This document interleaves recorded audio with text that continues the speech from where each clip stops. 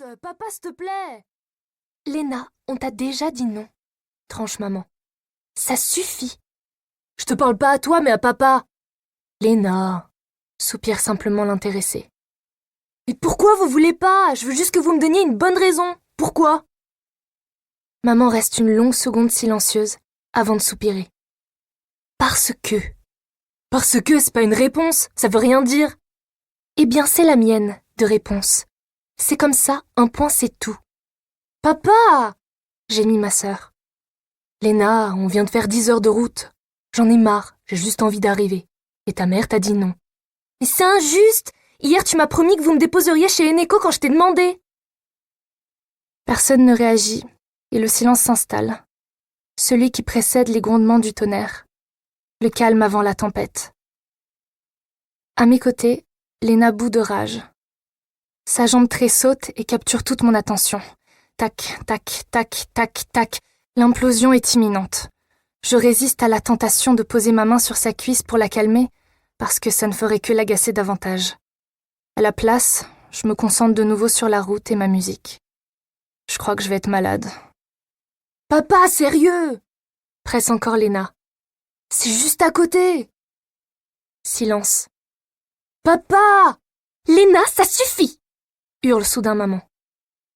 Son cri me fait sursauter. Léna ouvre la bouche pour répliquer, mais cette fois-ci je pose ma main sur son genou pour l'arrêter. S'il te plaît. J'articule silencieusement en la suppliant du regard. J'en peux plus de leurs disputes qui n'en finissent pas.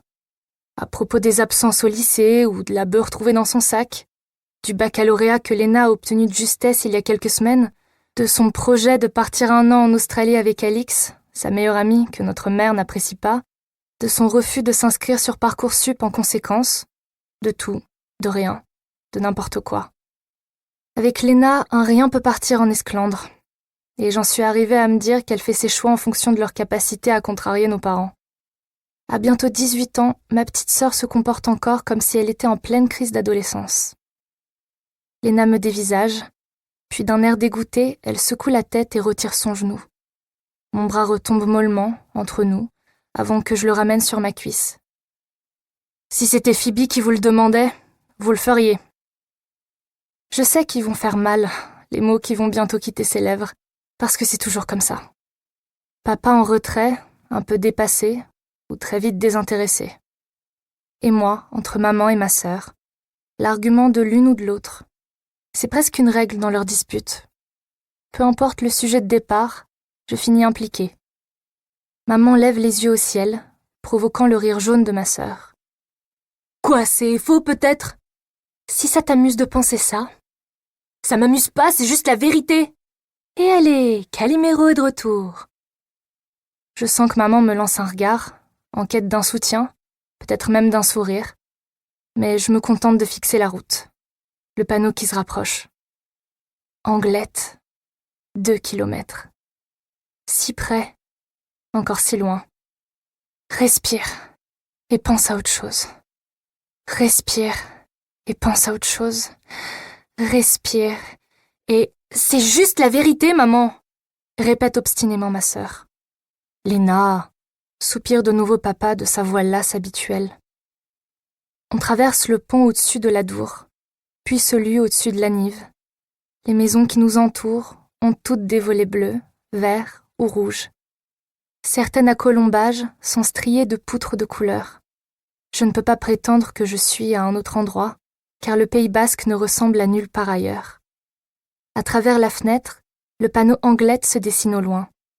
Plus que quelques minutes, et nous serons arrivés à la maison.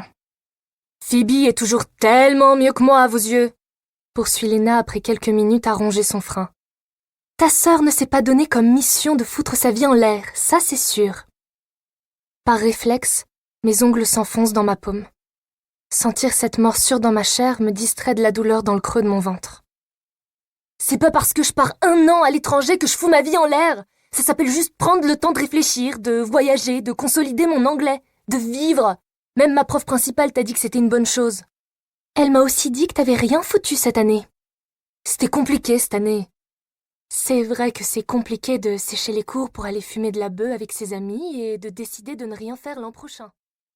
Pour continuer à écouter ce livre audio gratuitement, cliquez sur le lien dans la description et vous pourrez l'écouter en entier sans frais grâce à l'essai de 30 jours d'Audible.